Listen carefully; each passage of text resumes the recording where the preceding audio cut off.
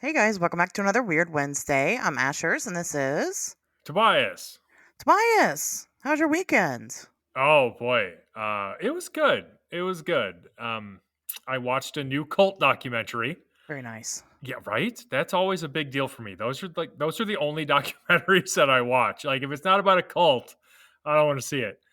No, it was Dancing with the Devil, the 7M TikTok cult. Have you heard about this? Oh, Okay, so this some genius pastor got the idea to recruit these dancers from TikTok to like join his cult and then exploit the shit out of them for profit.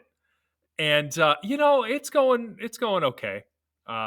Yeah, about the same as most cults like that haven't ended super tragically yet, where like some people have quit and kind of come around to the fact that they're just being exploited, but there are still people in the cult and they're like, no, everything's fine. It's normal to not talk to your family for 3 years. They're the ones causing it. So it's a whole thing. But yeah, I would check it out. The one issue that I had with it, and this is purely from an entertainment standpoint, is it's not the kind of cult where like people are doing crazy shit like branding themselves or being castrated or anything. So it's a little light on that, but it's still worth it. It's still weird enough. It's really sort of your general Christian brainwashing kind of deal. So there's no hmm. UFOs or you know channeling light beings or any of that shit. So So it's a boring cult. yeah, it's not the most exciting cult. I think the part that I found the most engaging really was how well the documentary was able to convey the anguish of these families. And I don't take any joy in that. I don't want people to think that I'm sitting on my couch just like salivating at the idea of people being miserable. No, I found it to be very very powerful. Definitely worth watching because to me, I think the most interesting part of the cult phenomenon is its human impact. Like well, first of all, why people join them, but then second of all, what effect that has on everybody in their network, right? And so something I think this documentary did well was showing the impact of everybody else affected by that. So Yeah, yeah, it's good stuff. very cool. You don't have to explain why you like to learn about cults. They're interesting. It's true. Our people here, I'm sure, like cults too. They listen to the show, so I mean, they're a part of one. Um, I'd love to get a cult Right. survivor on the show, though. No, I think that would be really neat. Oh, To sure. talk with someone about it, but it is a sensitive subject, so it's hard for people to want to come out and talk about it. Right. But super interesting. Yeah, very cool. What else did you do? Oh boy. Did I do anything else interesting? Yeah. Oh, you know what? Okay. Okay. Again, for the millionth show in a row, I'm constantly caught off guard by this question, and I have to think about it. Like, what the Stop fuck did holding I out do on all us. weekend? I know, like, I existed, right? Like, I didn't just spring into being out of the ether seconds before we started recording this. No, it was my it was my niece's graduation. Fuck. Sorry, Anna. I did not forget that we just celebrated your graduation. Yeah, yeah. This is my second niece now to graduate from high school, and so we went to the ceremony on Friday, and then her party was on Saturday, and they were just great, both of them. That's Like awesome. what a great couple of days. No, I'm super proud of her. She's going to a private art school in college, good Oh, lord, in Chicago. She's well, going to a private art school for college in Chicago. Starting, she's already accepted like that part's all taken care of. So this summer she'll be moving down to Chicago. Funny story about that. She actually went and had it was like a several week like art.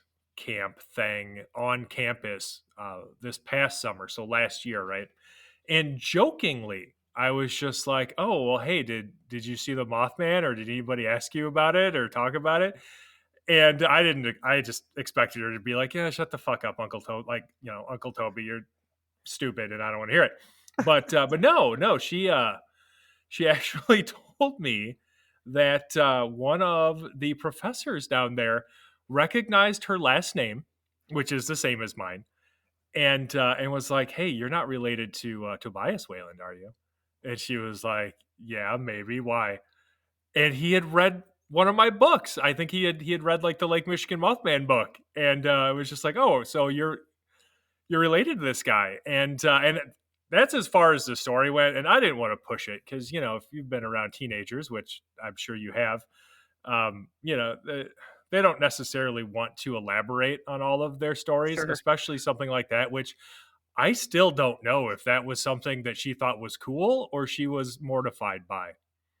But I thought it was neat. I would think that's neat too, but yeah, she was probably like, "Great, now he thinks that I'm crazy." Right.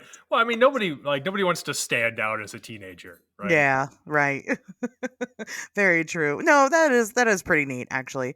I think teenagers think that's neat to have, I don't know. Does fucking I was gonna name some celebrity and compare that situation, but I guess I won't because they're all terrible and everybody cancels them all the time.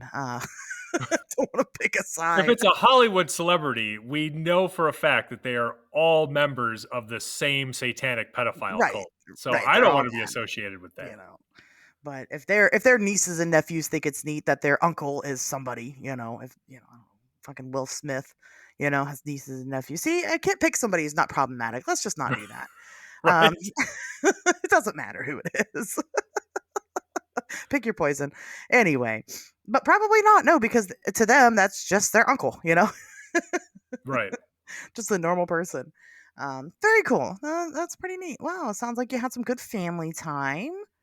I did. It had been a long time since we Good. had all kind of been together like that. It does, Yeah, it doesn't happen enough, and the older you get, the less it happens. So, unfortunately, yeah, it does. Right. So very yes. cool. How was your weekend? Oh God, I got so much to talk about. It was good. It was a great weekend. I went to the Whitville UFO Festival in Whitville, Virginia, and that event is always such a blast. It's very popular. I meet lots of people. Different people from different areas. People traveling in to come and whatnot. But this year I get to speak at it, and that was really cool. And of course I talked about Entered Cold. Um, but I learned a lot about myself as a presenter of sorts, and I don't do good presenting. I'm just gonna say that right now. I'm terrible at presenting. No, Okay. everybody that's there is gonna disagree, and they're like, "Oh, well, you did great." I did do great, but it's because I wasn't really presenting. I'm good at just getting up on a stage and talking. That's what I'm good at. I've done different lectures at this point. Some of them, it's just stuff that I know, like the back of my hand, and I don't need to look at my presentation to know what I'm talking about. And some of them is kind of brand new territory, and I have no idea what I'm doing. So much as just putting together this slideshow for everybody, and then I have to really rely on that slideshow. I don't like having to rely on my slideshow. I don't like that at all. As a matter of fact, during this time, I would like start talking and I was forgetting to push the buttons on on my own slideshow. I do that a lot, actually. Right. And I'm just like, it doesn't matter. So when I was doing it initially, right, when I was putting it together, I was like 4 slides in, and I was like, "Fuck this." And the next slide that I made was the one to follow me, and I'm not even a third of the way through my presentation, right? I'm just like and that's basically what I said. "Look, this isn't the end of it, but here's everything if you want to follow me. Now I'm just gonna talk to you guys." And I do so much better doing it that way. And of course, the presentation that I gave this time around ended up being something that's a very personal topic to me, which was kind of strange to be vulnerable around these people because it wasn't really about Woodrow Derenberger meeting Indrid Cold. It was about Tanya Derenberger and her growing up with Indrid Cold. and which is something that uh, nobody talks about. you know, they don't talk about like the effects that it had on the family and the effects that it had on, well, her specifically, because she was so prominent and discussing it, later in life, and what that looked like for her. So, but people really enjoyed it. I think a lot of people learned, a thing or two. And it was, a full house. It usually is. And a lot of people wanted to talk about it a little bit more afterwards. Well, that's a good thing, because, and this is where I need to enlist the help of the audience. So immediately after my talk, this older gentleman comes up to me. He kind of introduces himself. He is a teacher in North Carolina, and he wanted to discuss a gravestone that he found at Mount Airy, North Carolina. I believe it's the Oakland or the Oakview Cemetery. I should have put it down, but it's Mount Airy, Airy. And on the gravestone, it says, let me pull it up. Oh my gosh, I'm so unprepared for this. Um, it's right here. I swear. There it is. On the gravestone, it says deceased had contacts and conversations with outer space life from the years 1928 through 1933. Okay. And this was new to me. I'd never heard of this person. Okay. The last Hmm. name is Overby. And so their question was, did I think that that was maybe Indrid Cold, right? Or maybe Elaine Elosion, right? Like Indrid. Okay. Or if I'd even heard about it. And I was like, no, I've never heard about this. And they were just kind of like, yeah, we tried to, I've tried to look it up and haven't found anything, and there's no details about it. So I was just curious. I was like, well, I'm definitely gonna look into this. Well, I've now been looking into this, and it's not just the one gravestone. So this one that I just read off, the years are important because it's 28 to 33, is a woman, and there's a second gravestone, which is her son's gravestone. And his says almost exactly the same thing, except it says 1928 and throughout his life. So he continued to have some type of contact with some type of outer space beings, right? Contacts and conversations with them. Um, I don't know who these people are. I can't find anything about this. You Huh. know? Right. And so I am desperately seeking anybody's lead or help or anything. Maybe we have some North Carolina listeners. Maybe this is a local thing. Um, but there's nothing about it anywhere online as far as I can see. Now, granted, I've only had about a day to actually dig into it. I'm going to keep digging. But I can't find nothing about it anywhere. So Well, what the hell, folks? We have to get to the bottom of this saucer occupant mystery. we have to. It's important.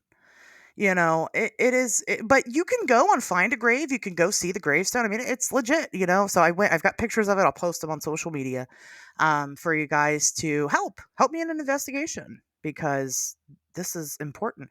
Well, and it's exciting to me. You and I were kind of talking about how you can kind of get burnt out on certain topics sometimes, and Yeah. anymore it's like super weird stuff that really gets me going. And this is one of those super weird things, because the years themselves, like, that kind of predates like the boom of UFO lore. You know what I mean?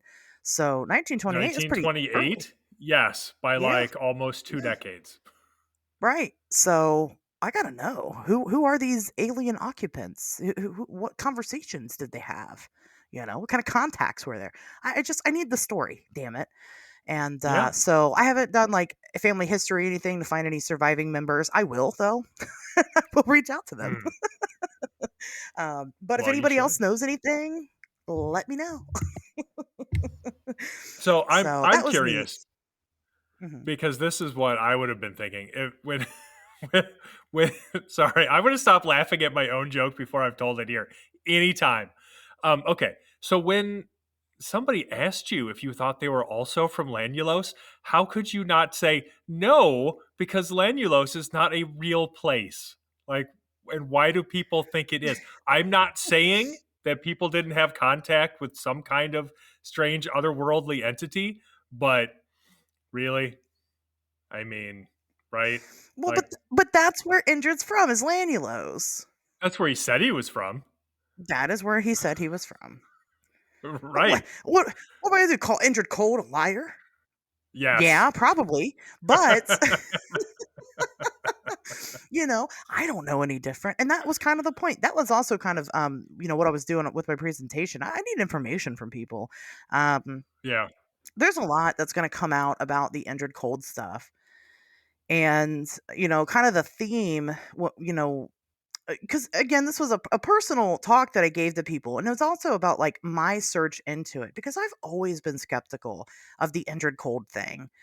And right. I'm not ready to quite put the smoking gun out there. I did I did say a little, probably too much during my presentation, but I don't want to say anything and then it's set in stone and out on the internet for everybody to be like, well, remember when you said this, and then they're mad at me. It is controversial what my opinion is. However, I went into it very skeptical, didn't believe any of it at all, and I have been on a wild fucking goose chase and a wild ride since then. And I have had some very credible people confirm that they have met this dude before, and I don't get it. It's like everybody has met him but me. So my goal now is to contact Injured Cold, and so I've got a couple things that we're going to try to do. Um, which again, I keep kind of teasing about it, but I hate that because everybody has expectations now. But like, I promise Right. you guys will know as soon as I feel comfortable sharing it. Well, how about this? But Because I was going to interview you for the new book that I'm working on anyway, yeah, because yeah, I think that it would be fair to say, given your work, that you are something of an injured cold expert at this point. That um, if you're interested in performing some kind of experiment when I'm out in West Virginia later this year, I think that is easily something that we could incorporate into my time there, and I would be very interested in doing that. I know my writing partner would be very interested in doing that as well. yeah. Um, That'd be very cool. and if we did That'd be very manage to cool. contact Injured Cold, like that would be fucking amazing. So Yeah. obviously, I want to do that. Yeah, for sure. I mean, we can definitely try. I am willing to try fucking anything at this point. I'm so sick of everybody else meeting this guy. Somebody had asked during my talk. They were like, "Well, how do you know he's not here right now?" I'm like, "Well, he probably is. Is it you?" Yeah, right. Were they suspiciously tan? Right. No, not really. It was some old white guy, but there was a suspiciously tan man in the audience, and I thought There about always calling him out, is. but I didn't want to be that person. So it kind of became the running joke. People would come up and talk to me, and I'd be like, "Are you injured?" And just kind of laugh. But anyway, there's so much to it. And I will say, do I believe Tanya? Because Tanya was my friend. I will say that it doesn't matter what I think about her experience. She was my friend. Do I believe her? Yes and no. And Sure. there's not an easy answer to that. So anyway, Right. No, I um, get it, and I want to be very clear that I am not disparaging any witnesses when I say that a place like Lanulos isn't real. What I'm saying is that you see this time and time again throughout the history of supposed UFO contacts and contactee cases where people are given truly bizarre information by these beings. It almost certainly yes, isn't fucking true. And not because people aren't necessarily really being contacted by something otherworldly, but because whatever that thing is, and whatever it really is, despite its fucking appearance or trying to appear as something like a fucking spaceman, it's lying to you. It's yeah. fucking lying, There's no and you reason to trust it. right. There's no reason to take this shit at its word. And Yeah. I think that that is a big red herring, and a lot of people get distracted by that. And you're never going to find what you're looking for that way. You can't play its game. You got to try to peek behind the curtain. You can't just take shit at face value like that. Well, and so that's why, like, I will say this. I think that Indrid. Okay, here's what I think. I think Indrid is real. I think I think it happened. I think Woodrow Derenberger met him. Now, how much Mhm. of that was real? After that point, I can't tell you. I can't say. I think Tanya has seen him. I think he's real. However, I think Indrid plays to your senses, and that's just out of talking to people that aren't related to the Derenbergers who claim to have met Indrid, or just some of the things that he would tell Woody about his people. It just seemed like he was telling Woody what he wanted to hear, and so I'm calling you out. I'm calling you out, Indrid Cold. come prove me wrong. Come prove me wrong, or prove me right. One of the two. I don't care. But I think you lie to people, and let's have that conversation. Let's do it. So That's right. anyway, but no, it's very interesting. I think it got a lot of people interested. They've heard the story of Woody. They've not really so much considered it from that perspective. And then as far as like speculation about what it is, I mean, I told him I'm willing to research it until I die. I'm willing to try to continue to meet this person or fellow or being or whatever as long as it takes. So give me ideas. So help me with the Overby people for sure, audience. And again, any leads on Injured Cold, let me know if you guys have anything or any other human looking aliens. I'll take it. So that was neat. And then not after, but the last talk of the day was a panel with everybody. Uh-huh. Okay, with all the speakers. Except it also included Danny Gordon. Okay. And Danny Gordon, I don't know, Tobias, how familiar you are with the Withful Flap, but Danny Gordon was the original reporter. He put a piece out about how there was a UFO sighting, and then everybody all of a sudden were reporting their UFOs to him. And he actually caught, pictures of these UFOs, and then a whole bunch of bad shit happened. There may have been men in black or something similar following him around, and he actually ended up suffering like a really bad heart attack. And the doctor was like, look, it's all the stress of all this that's doing it. He would get like threatening phone calls from people. It was pretty intense. It was intense stuff. So then he stopped talking about it. Go watch the Unsolved Mysteries episode on the UFO flap if you haven't, or go listen to the episode that we did on the show. So Danny is on the panel not because he was speaking this time, but because he's the guy. You know what I Sure. mean? Like he's the guy. He's Mr. Um, Withville UFO. right, that's him. So he's on the panel. I'm sitting on the end, so the audience members can ask a question. We go down the line of speakers and we all answer that question with our own opinions, right? So like the first question is, why are they here? I give my answer, next person gives theirs, and so on and so forth. Danny's right in the middle. Okay. Danny Gordon uses his time on the microphone not to answer the audience members' questions, but to pontificate and preach to everybody and tell all the other speakers how their answers are wrong, because Oh, we're that's not fun. Christians.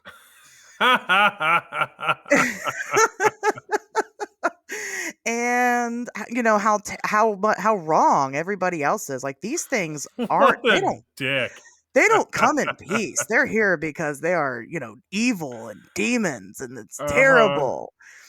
And so the guy sitting next to Danny he was one of the speakers. Well, guess what? He's a Ray alien. Yeah, aliens. Yeah. Speaking of cults. Yeah. And so, they're really going back and forth, and Danny is like fucking picking him out exactly. He's like, well, where's Rael right now? And he's like, the guy's like, I think he's in Japan right now. He's like, well, that's because he's wanted on charges of blah, blah, blah, blah in this country. And he was like fucking ripping into this guy. Yeah. Now, Well, he's not this guy, wrong, but yeah. well, and then the guy's like, that's not true. He's like, starts freaking out. He's like, that's not true at all. Oh, it was getting heated. And so this is happening. And so like we would answer the question. Like I said, Danny's in the middle. So somebody would give their answer and he would take the microphone back from them and fucking refute what they just said with God and Jesus, It Oh, I was hate that. yeah. And so one of the audience members is like, so they when they were asking the questions, they didn't have the microphone, but the one girl was like, well, she's like, I don't have a question, I want to say something. And the guy doing it was Brian, from Brian, and he's like, okay. She's like, and I need the microphone. And she's like, okay. And she takes the microphone and she's like, look, I was raised a Christian. I was raised on the Bible. I am a Christian woman now. And, one thing the Bible teaches us is how, we have to respect other people and be kind to them and love them no matter what they believe in and whatever. And she goes on her little spiel about, being a good Christian. And once she's done, the whole fucking audience clapped. And and Danny still then tried to argue with her. What? So Brian, the guy, he cut it short. We were supposed to be up there for an hour. We were up there for 20 minutes. There were 3 questions. What the fuck is wrong with people? Like, what? I don't know this guy, and I'm not going to judge his character as a human being because I don't know him and I've never met him. But what you're describing is so fucking unhinged. Yes. I just have a hard time picturing it in real life. That is beyond the fucking pale. Like, who does that shit? Right. It was, I mean, it was very unprofessional. It was very embarrassing for him, you know. And I know like the first time he just started talking, because like I said, he wouldn't answer the questions. He was just refuting everybody else's answer and telling us all how we were wrong. And you could see, I mean, I hope somebody recorded it. I really do, but you could see my fucking face. I'm like mortified. I know I was. I was just it was something else, but Brian was he was very mad about it. And of course he was. He told him, he's like, "You're not gonna come here and disrespect all my guests that I have. Like that was bullshit. Basically, like, that's bullshit. Like don't do that." And I don't think he's invited to come back next year, even though he is the guy. Like, he acted like a dickhead, so I've seen it happen in real life before where somebody gets up on stage at a conference and they just can't seem to hold it in and they have to be unprofessional. Um and yeah, that is the fastest way to not get invited back. I have had I'm not going to get into it a ton, but like I've had somebody talk shit about my work at a fucking conference, and I was like, "What did you think was going to happen?" Because yeah. what did happen is they were just never invited back, and Yeah. it's like it doesn't matter. You could even be right, and you still won't get fucking invited back because No. that's shitty and unprofessional, and nobody wants to hear it. Yep, right. You can give your opinion without being a dickhead. Like Yes. there's a diplomatic way to handle things, and Danny was not about it. We were just all wrong because we weren't Christians and didn't follow Jesus, and that was that. And that was that. And it's like, oh my god, it was. And even like the one guy, it was Cosmic Ray. I've never heard of Cosmic Ray. A lot of people have. I think he's friends with Lon Strickler. Okay, he was a very nice guy. Okay, good, good. But even he was like, he's Christian, and he's kind of used the Bible a little bit to talk about his stuff. At least he was, just about how some of these things, we can kind of compare to biblical things, and we've heard people say that before. But he was like quoting scripture at Danny about like being a good fucking person, so they were going against each other. Yeah, get him, Cosmic Ray. Right. It's like, hell yeah, Cosmic Ray. Yeah, it was no. Listen, I've never seen any shit like that before. It was so embarrassing for him. But I felt bad for the fucking the Raelian guy or whatever the fuck. I mean, as much as I didn't see, I was so confused. And you had talked about watching that documentary on the show before, Yeah, and I didn't know who he was. I didn't know Rael was a person. I had no yeah. He's clue. a he's this French guy who started a cult to get laid. That's what. Yeah. That's his whole fucking deal. He was like, "Oh man, you know what France has a ton of? Super hot women, and I'm gonna have sex with as many of them as possible. How can I do that? I'm a scrawny little weirdo. Oh shit, I should start a fucking cult." And Start a that's what cult. he did. That's that's how you get those panties to drop. Yeah, Oh yeah, I I had no clue, and I kind of wish I had. I think it would have been interesting to have had a conversation with him, right? Because like I said, I think that kind of stuff is interesting. Like, how do you fucking get involved with the cult to begin with? And like, it is a cult, and everybody's like, it's a cult, and he's like not denying it. yeah. It's like, yeah, it might be a cult, but like, have you tried it though? Right. And I'm like, well, I don't know, man. If you're getting laid, maybe I should. Yeah, right. Um, it was something else. Like I said, I've never. It's like those arguments you get into with like mega Christians on the internet, except it was in real life. Yeah, batshit crazy people. Yeah, I have met way too many of them since starting this. I was like, these It's are never real. pleasant. Like, some of them still just will hate me for the rest of their lives or mine, whatever fucking Yeah, ends first. yeah. Actually, okay, this is a funny story, and I'm not going to Okay. put a lot of names into it, but it did just happen. So when I was at my speaking of unhinged people, when I was at my niece's graduation, my sister-in-law told me about how she had gone on a ghost tour in Madison, and she has the same last name as me, and so the host of this ghost tour does not like me. I'll just say, and so at the end of the tour, she asked my sister in law, who was there with her mom, and her mom doesn't really know me. She asks her if she's related to me, and my sister in law is like, "Yeah, totally." And then this fucking host, this tour guide, proceeds to lay into my sister in law for like several fucking minutes Wow. in front of the entire tour, calling me an asshole like 4 or 5 times, just like laying into her. And my sister in law does not know this lady. She has no idea about any stupid fucking drama or anything else because I don't talk about that shit because I'm not like these fucking people, Right. right? Like, apparently I live rent free in their heads and they're just mad about it all the time. I don't fucking think about them at all Right. unless it Until gets stuff like brought up that to me happens. Right. because they've done something completely unhinged to somebody I fucking know, right? Yeah. Um, but yeah, like there's so many people like that. Now I luckily have only encountered like 2 or 3 who are persistent in just being as nasty and hateful and insane as possible, for years and years at a time. But yeah, it's weird to run into it because I think that we're the polar opposite of that, just as people. Like I can't imagine being so upset with somebody in this field, and it's always something stupid. It's jealousy and bitterness based off of Hollywood style principles of what they're trying to achieve. So you're getting attention that's owed to them or Right. whatever, and that's always the reason that they're fucking mad at you.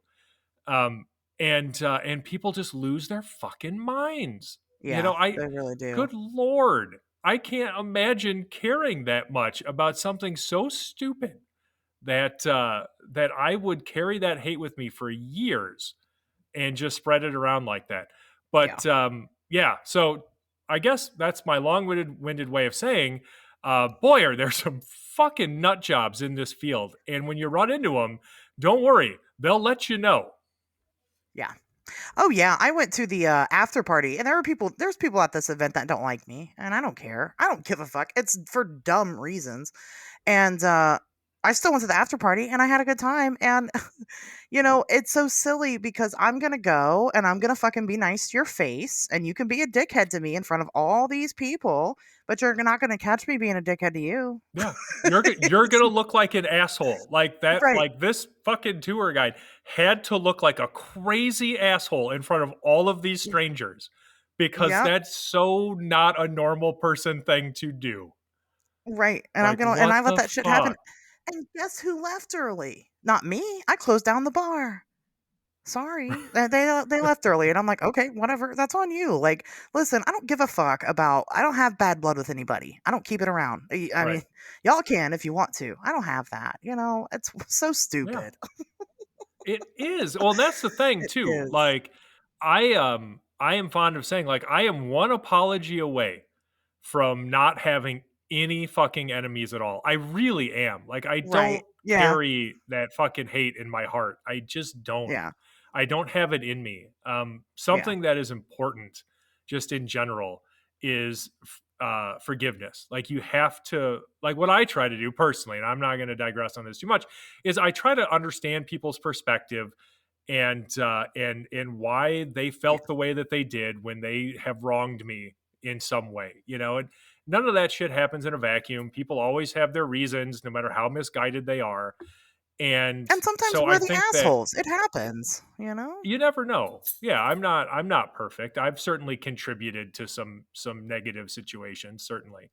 Um, but yeah, I mean, there isn't one person involved here, even this lady who screamed at my sister-in-law for no reason. Um, like, who is beyond uh saving, right? Like, I again, Hates you. Yeah, an she just hates apology you. away. Like, if any of these fucking people were ever like, you know what, I recognize my part I had to play in this. I'm sorry. I would just say the same thing, and then we could all move on with our Yeah. lives. But that Right. never happens, And does it? how much easier would it be to just right, to just have that and just move forward and then, not have that looming over everybody else's head. It's so ridiculous. Like, I'll go to these events and I don't expect people to fucking not involve other people in the events, because you know what, as sad as it is, I still want people to do good and I want them to succeed and I want them to have good careers, and it doesn't matter. They have to really wrong me in a very, very bad way and in a huge way for me to actually want them to just like eat shit and die. That takes a lot. Right. I've But never asked yeah, anybody to like choose sides or say you can't be friends with yeah, this person if you're going to be friends with me, because that's stupid high school shit. And anybody who does that, let me tell you, right, that's a big fucking red flag. That is a huge yeah, state-sized red flag that you can see from fucking space.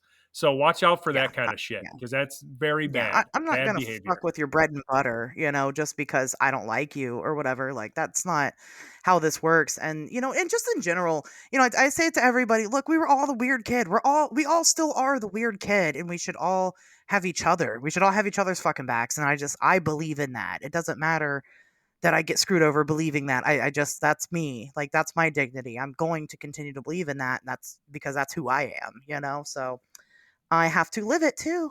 That's just the way it is. But Yeah, anyway, I like I hear you. said, motherfucker, you didn't have to leave the bar early. You could have stayed and hung out and said hi to me. And I probably even would have given you a hug because I know you listen to my show for, revenge purposes. But don't do that anymore. We can be friends. It's fine.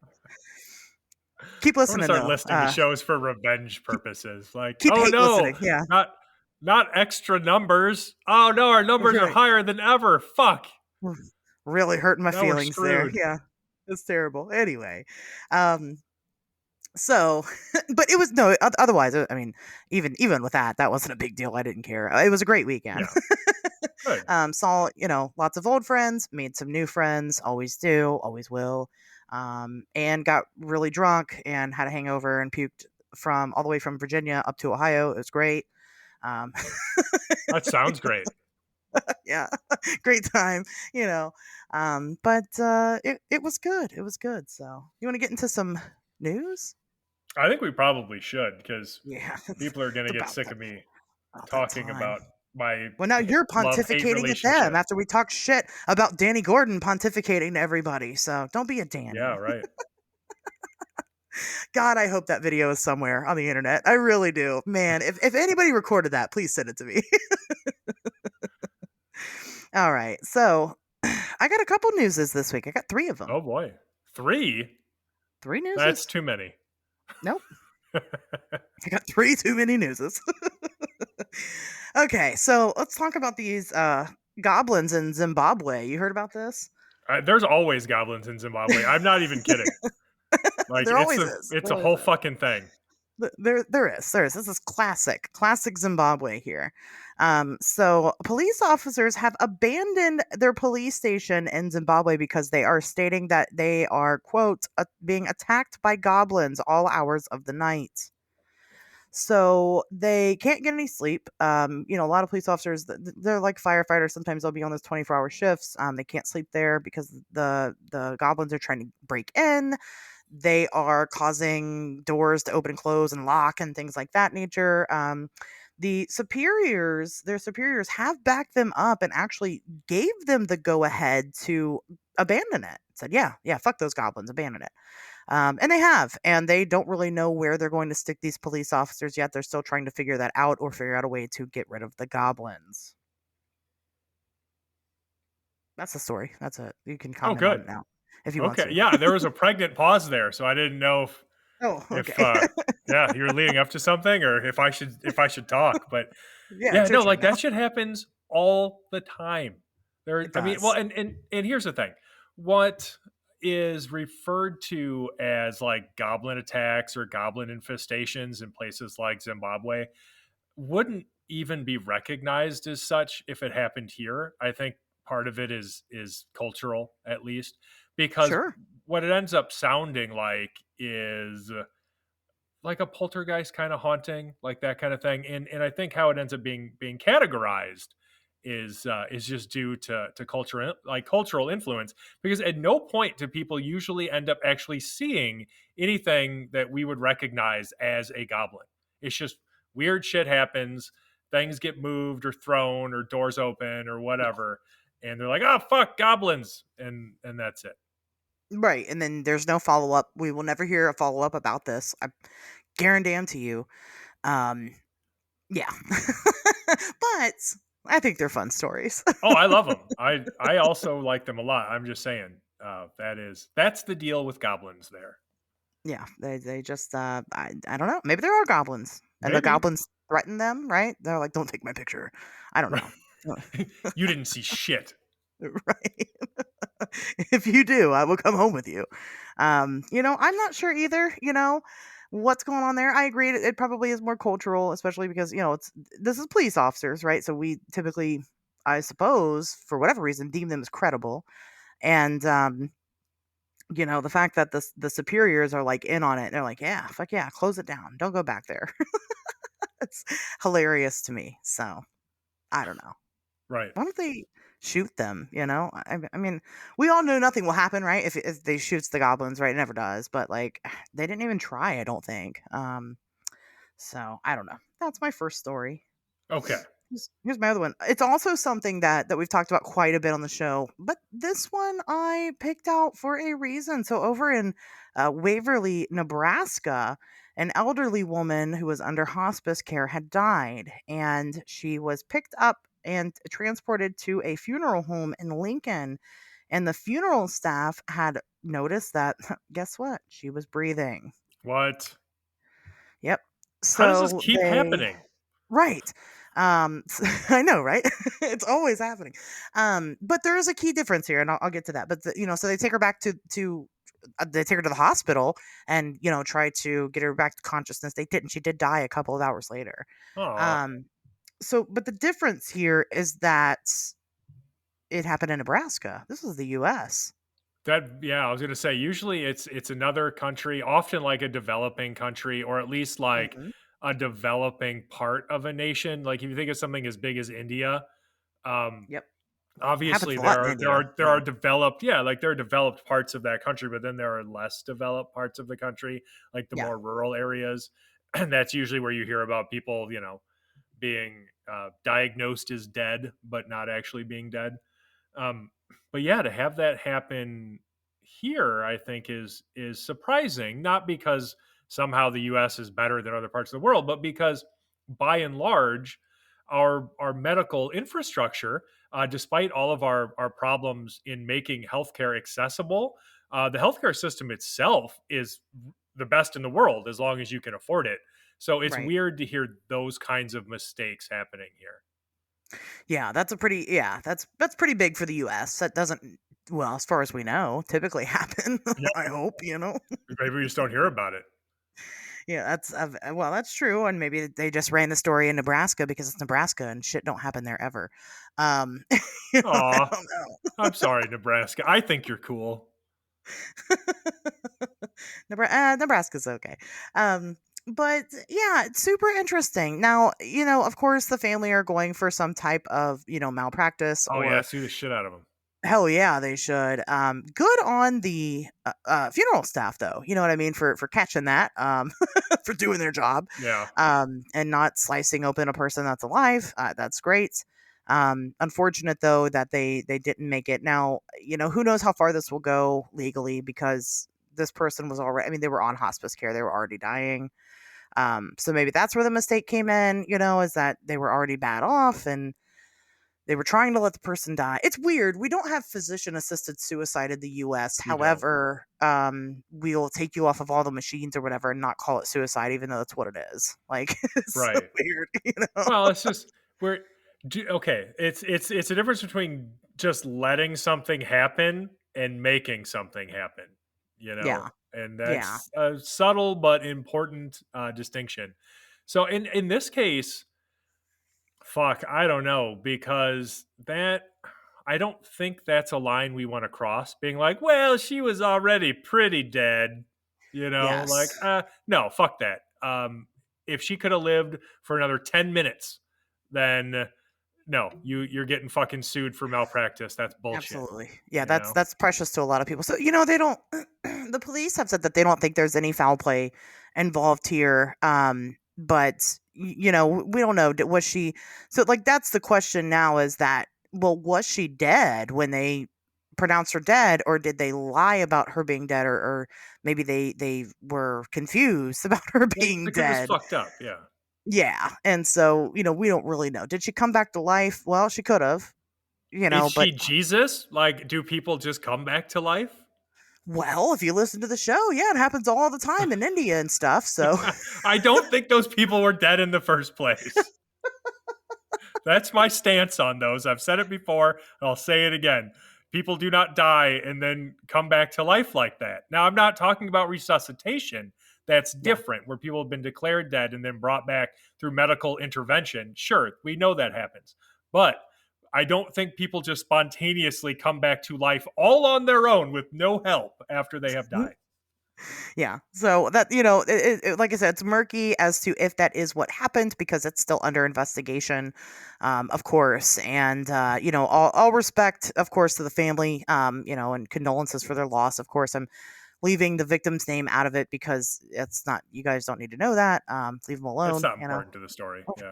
Right, leave people alone. And that's that. But like I said, interesting that it happened in the US, which is why I kind of wanted to talk about it because that shit doesn't happen here really. Except when it does. Right. Hopefully it's none of us, right?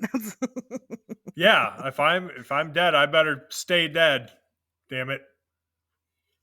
Gotta stay dead, damn it. Yes, let me sleep. I'm tired. So I got my last story, and it is Okay. an Ohio story, much like today's Oh, episode. Ohio. Ohio, Mhm. Florida of the Midwest. Florida, the Midwest. Here we go. So Cincinnati is up in arms, Cincinnati, Ohio, because there are people calling in to the police station stating that they are seeing a tiger roaming the streets of Cincinnati. Okay. Wait, So well, hold on. Is it a Cincinnati Bengal? stop it. Ha ha! I'll be here uh, all night, folks. well, technically, yes, it is. It was carrying a football. No, it wasn't. That'd be That pretty would cool have if it been was, though. amazing. It's Um, it's it's just a promotional stunt for the fucking football team. right for the Bengals. I wouldn't be surprised. Ohio's like that. Um, so people are calling in. They're reporting this tiger. The very first call came in about 3 a.m. and it was sighted around the University of Cincinnati. Now we don't know. It hasn't been released who reported the tiger. However, the police claim that it was from a very quote credible source. So the idea is that it was maybe a professor or something, some employee from the University of Cincinnati that reported Okay. it. But that's speculation. So the police, of course, they aren't really kind of strangers to this. They kind of wait for something like this to happen because guess what else is in Cincinnati? The Cincinnati Zoo. So of course their first thought is, okay, well the zoo, a tiger got out of the zoo. Not that that happens all the time. It doesn't, but it can. Sure. So they call the Cincinnati Zoo, and the zoo says, yeah, all of our tigers are here. They're accounted for. It's not ours, and nobody has found the tiger as of yet. And this happens a lot. Actually, in Cincinnati during the pandemic, there were reports of monkeys kind of swinging around in trees at a particular cemetery, and the police get there, the monkeys are gone, and people kind of continued to report them for a little while, but nobody ever located the monkeys. And nobody was missing any monkeys. Right. Nobody was missing any monkeys either. Well, you can't own those types of animals in Ohio. Well, you We can, just not legally. well, very true. Yeah, we have pretty strict laws about exotic animal ownership because we had that crazy dude in Zanesville who released like 30 big cats and a bear and then killed himself. What Yeah. the fuck, Ohio? It was pretty crazy. It was pretty intense. Like people were like freaking out. Like they had like warnings and shit on the highway of like, there's loose fucking big cats out here. Right. It was Don't crazy. stop and pick up any hitchhiking lions. Not today. And the bear is suspicious too. Right. Um So ever since then, yeah, we have pretty strict laws about owning these types of animals. Now, again, people do, people break the law. We reported a story. I think it was last year. It might have been 2022, where people were seeing wallabies running loose in, I think it was Maslin, Ohio, um, and they never found those either. Well, at least You that's know, adorable. they're super adorable, and I wanted to go catch them so bad. A good friend of the show, Cassie, she makes artwork. She's awesome. She lives out there, and she was like giving me the fucking scoop on what was going on, and like they couldn't catch these things. It was intense. And one time, I got more. One time, the local park here, it's not a huge park. It's like a suburban park. There was a chicken running around the park, and we can't have chickens in our city, and, they couldn't catch that motherfucker for, like, 2 weeks. That chicken was around the park. So, it just shows the competency of our police, and animal control not being able to even locate these animals to begin with. Right. So is anybody gonna catch the tiger? Who knows? Now do we just have a tiger? Yeah, probably. Yeah, yeah. It was probably pregnant too, so now we're gonna have a fucking breeding population here in a couple years. There's some pretty inbred tigers. I'm They just would be saying. pretty inbred, but what can you do? They're gonna breed with the local cat colonies in Cincinnati and Well, I'm trying to picture a tiger having sex with like a house cat, the and house cat. I don't. There's no winners there. They'll die. Yeah, just it's simple as that. They'll die. Um, Right. yeah. So that's what's been going on here lately. I can't. So wallabies are different. Go catch them. Chickens are different. Go catch them. Don't go looking for the tiger. That really is very dangerous. You can also end up like the house cat and be dead. Oh, It's, tigers kill more people than sharks every year. I believe that. Yeah, Yeah. tigers are. Ooh, they're up there in terms of like deadliest animal. Like Yeah. comparatively, at least in terms of like large predators that will eat you. Like most dangerous, you're gonna have like fucking cows or something that are huge. Right. They're around all the time. So yes, cows kill a bunch of people every year. Doesn't mean cows are more dangerous than tigers. It just means that we have more contact with cows, and so you're much more likely to, die from a cow. But no, tigers will like sneak into people's houses and steal their kids and shit. Like they're all kinds of fucked up. You Yeah. do not trust tigers. Yeah, yeah. Stay away from tigers. Don't go looking for the Cincinnati tiger, unless you are qualified to do so. Please and thank you. And will we ever get an update on this story? No, probably not. Probably not. And that's unfortunate. The police have officially closed the case, so who knows? Who knows what happened there? It Wow, was probably one of their tigers, right? One of the police officers' tigers, and he's like, "Well, I don't want maybe. to get in trouble." They found it. Yeah, I don't know. I always say that every time there's a loose animal. It Probably belonged like to a what police officer to can they cover up. afford a tiger on a cop salary? I don't know how much You know, cops make, to be honest with you. not that much. Not tiger money. Not Tiger money.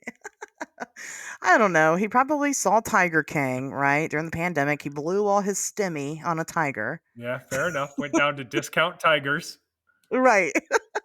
picked one up for cheap, a used one, of Yep, a course. used tiger, of course. Yeah, had a couple miles on it, but it was still good to go.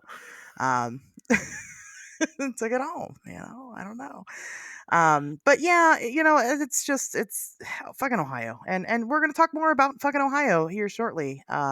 We After are. Tobias shares his news. Oh yeah, no, I also have a news. This is Loch Ness news. So the Loch Ness Center says that new evidence found after their says they have new evidence found after their latest search for Nessie. So earlier this month, the Loch Ness Center shared the results of their latest search for Nessie in Scotland's Loch Ness, an event they called the Quest Weekend 2024, claiming to have captured new evidence of something unusual in the loch. So, this is actually the second such event held in consecutive years. Last year's investigation, which was the largest surface watch of Loch Ness since the Loch Ness Investigation Bureau ended its surface watch in 1972, was held from August 26th to the 27th and included over 100 volunteers. So, similarly, the Quest Weekend 2024, spanning May 31st to June 1st, recruited dozens of individuals to watch for the monster, stationed at 14 observation points around Loch Ness. So, these volunteers were once again led by Alan McKenna, super nice guy, by the way. I don't know if you've had a chance to meet him. He lives in Scotland, so it's probably difficult to meet him face to face. But I had an opportunity to interview him via webcam last year for last year's search. Super Nice. great guy. Yeah. Friends with Andy McGrath, who's also a very fantastic person. So there you go. Anyway, so Alan McKenna of independent volunteer research organization Loch Ness Exploration, who last year was instrumental in coordinating the volunteer effort. So in-person investigative efforts were reportedly supplemented with live streaming webcams to allow those at home to participate in the hunt. So interest in the event was widespread, with participants coming from all over the world to join in the search, which is not unusual for Loch Ness. Like, people fucking travel to get there, which is pretty cool. Um, Including one person, Ashley Range, who traveled all the way from Washington State. So good for them for Wow. just really being willing to go the extra 3,000 miles or however far it is from Washington State to Scotland. So the efforts of enthusiastic volunteers appear to have paid off, with two new pieces of evidence seemingly showing something mysterious in the loch. The quote unquote most exciting find of the weekend, according to an article posted to the Loch Ness Center website, came from utilizing a 60-foot hydrophone on the research vessel Deep Scan. So Alan McKenna captured a unique noise, which is in the process of being analyzed, sounding like a rhythmic pulsing that lasted about 10 seconds. Alan will now isolate the noise. The idea is to identify the source of the fascinating sound that has never been heard in the loch before. Furthermore, the organization claimed 41 minutes after the surface watch concluded, a sighting was reported by 11-year-old Evelyn Murphy from Leven. So, Evelyn from Leven? That's fucking wild. I Nice. didn't even notice that until right now. All right. So, Evelyn. Anyway, Evelyn was visiting Loch Ness with her family for her younger sister's eighth birthday when they saw this intriguing break in the water that was apparently caused by an unidentified object or creature. So there's a picture in this article that I sent you, um, that she took. So the image has yet to be inspected by Loch Ness Exploration. So we'll see once they've had more of a chance to examine the evidence. But opinions of the anomalous photo so far, of course, have been mixed, because nobody can agree on anything on the internet. So the most popular skeptical explanation so far is that it simply shows a dark shadow in a rogue wave formation. So rogue waves happen, it is what it is. They do look fucking weird. Who knows? But of course, that opinion is not universally accepted by cryptid enthusiasts, among whom are some who suspect that it could be something far more mysterious. Now, excuse me. Now, the Loch Ness Center is asking that people share their opinions on the photo or present any new evidence, and you can do that by emailing them at thequest@lochness.com.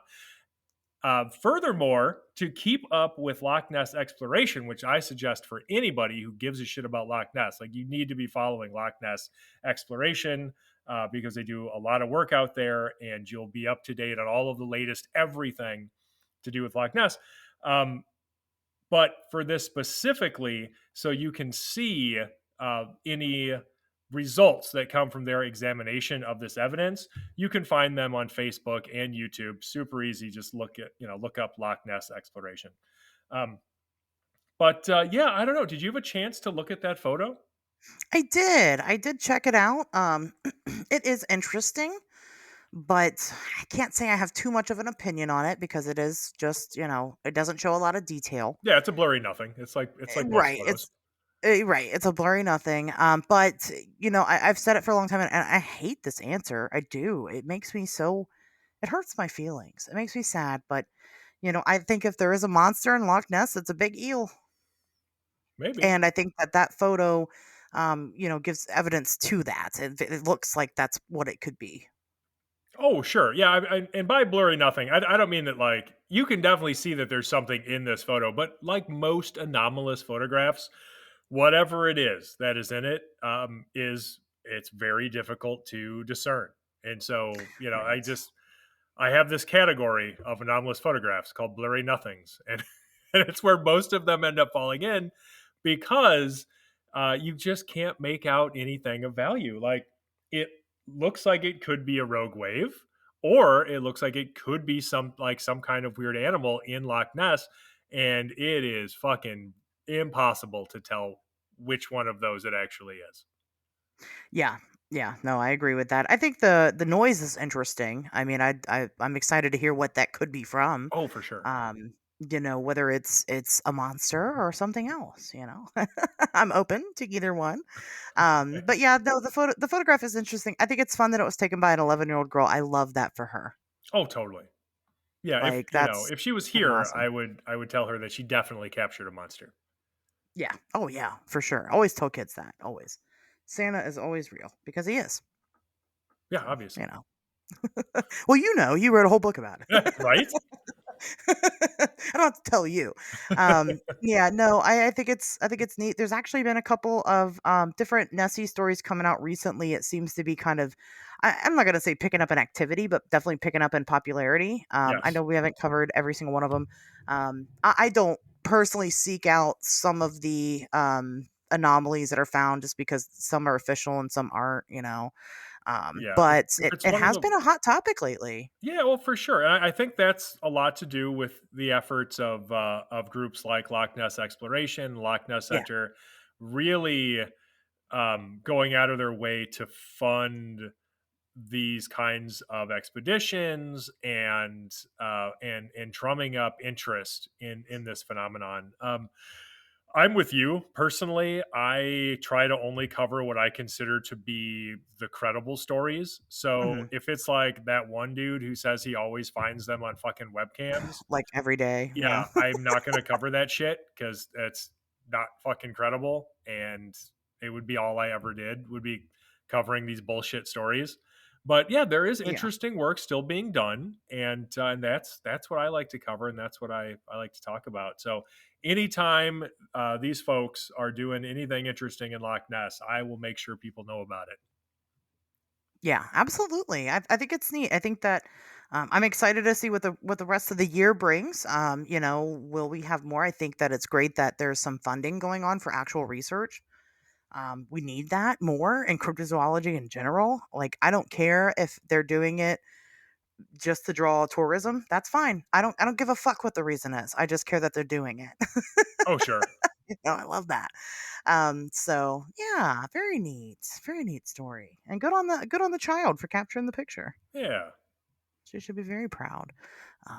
Okay, well, do we want to get into our topic this week? I suppose we ought to At some point, right? We should probably talk about it. work our Here's way over something there. funny: is that when I put this on the schedule, I thought this was something else. And so when I started researching it, I was very confused. I thought that this particular case was the case that Netflix series is based off of, The Watcher. Oh, okay. That's what I had in mind. Yeah, Now, it's not. it's not. But it wasn't sad. Wasn't sad about it at all. This is still a very interesting case. Yeah, it's So weird. I was like, okay, all right. So being, an Ohio native, like I said, this is another Ohio thing, I guess. I don't. I feel like maybe I've heard of this like growing up. I'm not close to that area at all to know well enough. But like I'm kind of familiar with some of the areas because my dad was actually in prison there for a very long time. And at that prison that we're gonna get into it, the guy was at for a very long time. Oh wow, okay. Yeah. Did they know So each they other? Were they there at the same no, time? No. they weren't there at the same time. No, but I'm familiar with it. So Okay. that's how I kind of know about it. So this took place, we're going to say Circleville, Ohio. And Circleville is kind of known for, it has this like massive pumpkin festival every year. It's pretty neat. It's like right outside of Columbus. So, I mean, you've got Columbus, which is like a huge city with, different suburbs and things like that. And of course, immediately around it, you've got a bunch of nothing. That's Ohio for you. You'll have these big booming cities and then farmland all around it. And Circleville is definitely part of that more rural area. And so, as the story is told, on March 3rd, 1977, a letter shows up to the Westfall High School, which is actually not Circleville. It's like right outside of Circleville. But it was addressed to the superintendent there, Gordon Massey. And the letter was basically going on a big rant about how Gordon was an adulterer, and the writer knew that he was an adulterer and that he was having, or yes, that he was having a relationship with a local bus driver named Mary Gillespie. Gillespie, is that right? I hear Gillespie Um, when people Gil- say it. So like I do hear that too. this has been Gillespie. on Unsolved Mysteries and 48 Hours. Both Yeah, had like episodes around this, and I think every time everybody said Mary Gillespie. So I just say it agree with fast, and that. nobody will know if you're pronouncing it Gillespie. correctly or not. It's not spelled Gillespie. You know Oh, what I I mean? What know, the I hear fuck? you. It looks like Gillespie, but Gillespie. everybody says Gillespie. So I agree with you. I'm gonna call her Mary. How about that? Her that's I first think that name. there's no other Marys in the story, so that's No, fine. there isn't. So they won't contradict each other. He was having anyway an affair with the local bus driver. Gordon Massey didn't really respond to any of this at all. I'm sure he gets hate mail all the time. He's a superintendent, Well, he's not for alive anymore, schools. but yeah. No, he's not. But back then in the 70s, yeah, I'm sure he Yeah. got plenty of hate mail. So he just kind of didn't really respond to it. So then the mysterious author then turns his attention to Mary and start sending her letters, very threatening letters. Just basically saying that, listen, I know you're having an affair with Gordon Massey, and you need to expose him. I know where you live. I've been watching you. I know Watching that her you have kids? kids, right? I know you've got kids. You don't want to take this lightly, essentially. You can go and find all these letters online for yourself to read them. Some of them are kind of hilarious. There's Which so is many spelling errors. they're just so So weird. many. Like the second one he sends to Mary, he addresses her as lady. he's, he's like, look, lady, Right. you, you better be telling people. Yeah. Um, Look, lady, you I'm gonna make know, a bunch of spelling errors in this threatening letter. And if you laugh at me, yeah, so help me God. so help me God, lady.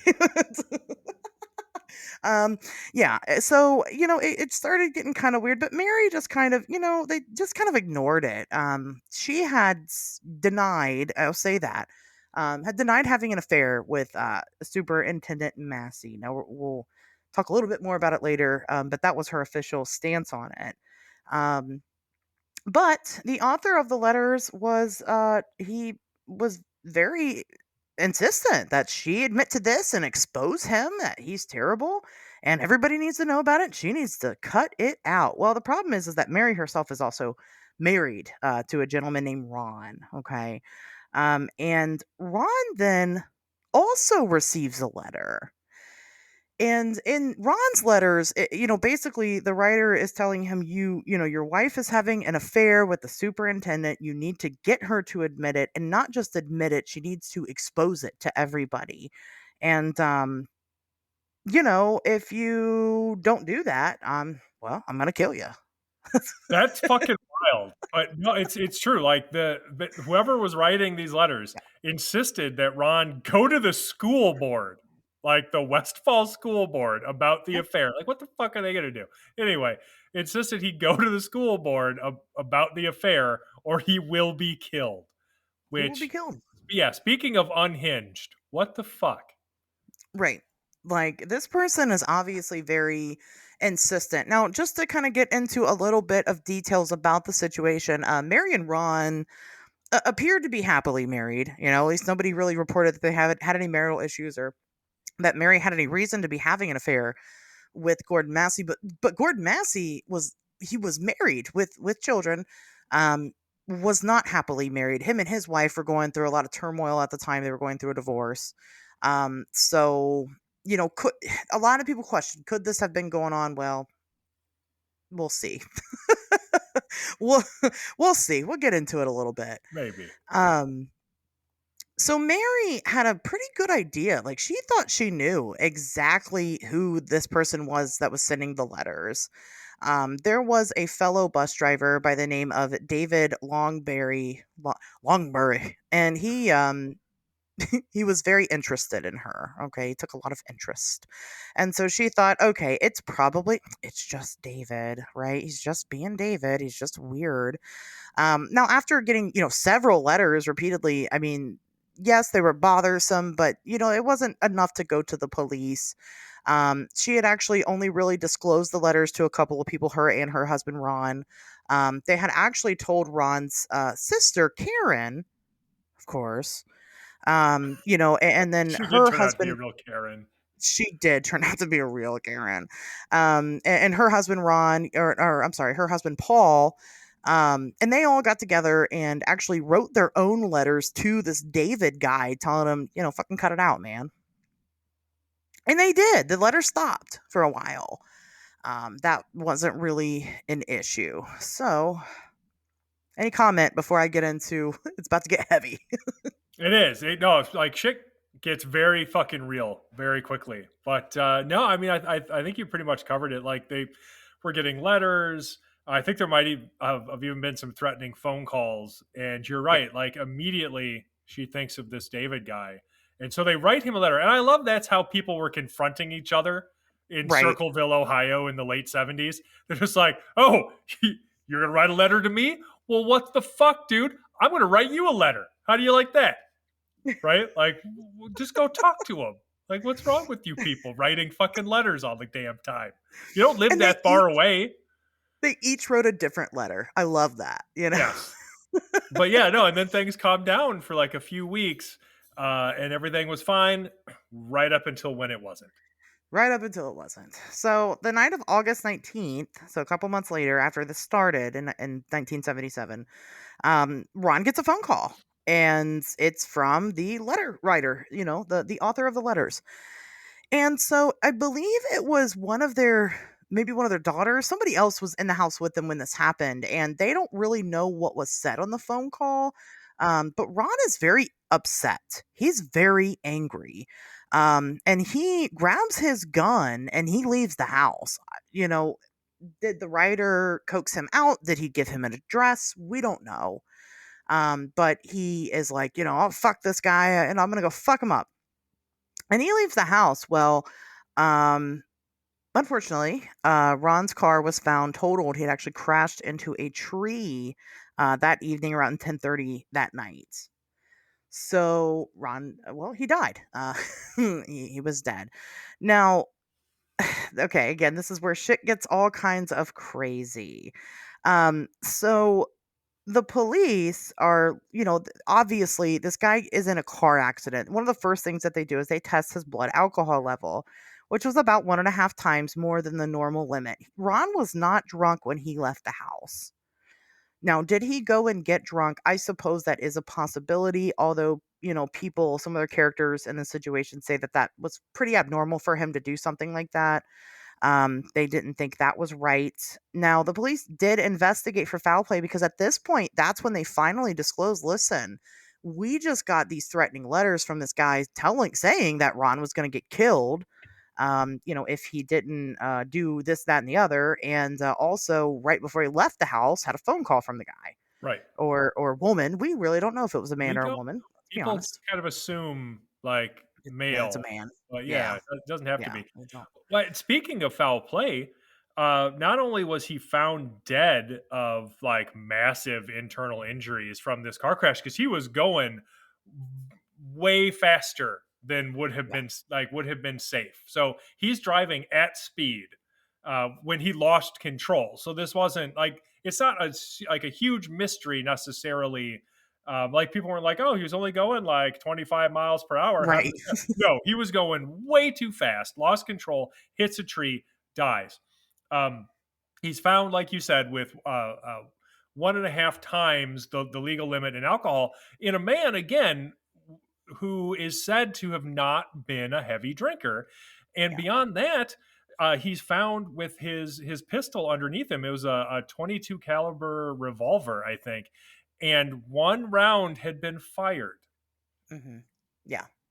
Not in Tehran, Right. as far as we know.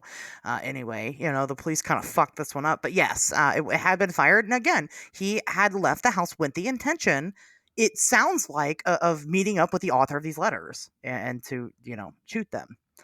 Now, there is some speculation. Some people claim to have maybe seen some type of pursuit going on with Ron's car. Now, are these credible witnesses? Maybe, maybe not. We don't know. Um, but that's been kind of some talk of the town, right? So that's just been potentially a part of the story.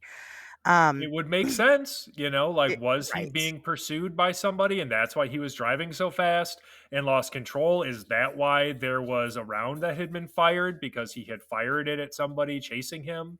Yeah. But how did he get super drunk? Like that's kind of weird. Great Like question. where did Or, I that come mean, from? was he super drunk? You have to get into the Yes, coroner now because that that's guy's all fucking weird. oh yeah, oh yeah. So, the police did interview somebody. They did have a suspect, when it came to Ron's death, and they just wanted to, they had somebody and they cleared him. We don't know who that person is. It's never been publicly disclosed. But they did interview somebody. They did give him a polygraph test. He did pass it, and so he was cleared. Now, polygraph tests come up a couple times in this tale, and they're not admissible in court. They're not reliable. Polygraph tests, for a lot of people that don't know, they are considered a pseudoscience. There's so many things that can go wrong with them that don't necessarily indicate a person's guilt or truthfulness. So, like when people try to use them as evidence for anything, it doesn't mean anything really. Right. So there's that. But who knows? We don't know who the person was. So of course, it was actually Ron's brother-in-law, Paul. Paul. Oh my God, what's his last name? Oh, Why didn't I write his last name for down? sure. Fresh Hour. Paul Fresh Hour. I always hear Is people the one. say like for sure or something, Okay, but maybe Fresh Hour. I honestly Fresh don't Hour for know. I'm sure. trying to remember because I just watched a couple documentaries on this. We're gonna say Paul. Just to say Paul. There's no other Ron's Paul. Yeah. Ron's brother-in-law, Karen's husband, Paul. Was didn't want to let this go. He's like, "Oh, absolutely not. My brother-in-law was murdered. Like, you guys need to investigate this. Like, this is fucking serious, and like you're not doing your job." People kind of started suspecting, cuz now the news is coming out about these letters and kind of the weirdness that's going on about some of this stuff. People were suspecting that the sheriff's office was attempting to cover up a murder. So much so that the sheriff received his own letter from the mysterious author accusing him of doing just that. And in the same letter turns around and accuses the local coroner of being a pedophile. Yeah. Spoiler alert. He is. Even further, spoiler alert, yeah, he is. He was actually found guilty on a lot of fucked up charges against children. He did end up being a pedophile. So, that kind of lends a little bit more to the mysterious writer. One theme of this writer is that they would know certain details about people. They would Yeah. know people's secrets and, got them dead on. We can't say 100 with 100% certainty, but they did. I mean, they knew, and somehow, they knew that, and they were right. And the fact that they were like, okay, the sheriff is covering up a murder. I mean, if they murdered somebody, like I'm sure they would know that, right? I mean, Oh, if for they're the real. murderer, Yeah, right. I would hope the murderer would know. Unless they were also super drunk and they just forgot. they could have gotten really drunk together, and it might have been an accident. Who knows? They could have forgot. I don't know. They were like, yeah, this guy's definitely a murderer because I murdered him, and there's that. Right. It's so weird. It was so strange. So nothing ever happened. The police just chalked it up to a drunk driving incident. He died because he was drunk driving, and that's what happens when you drink and drive. Don't drink and drive. Definitely don't drink and drive. There's no excuse for it nowadays. And here's the thing is that if you're somebody that talks about strange and unusual topics, the government might do something and then claim you were drinking and driving. Don't let people believe that you're that person. Exactly. If you're definitely not the kind of person who would do that, people will see through it, and we'll Yeah. expose the whole conspiracy. The whole conspiracy.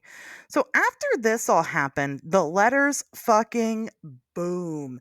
Everybody's getting a letter now. It doesn't matter who it is. Everybody's getting a letter about something. It's like, here's sweet old Ethel.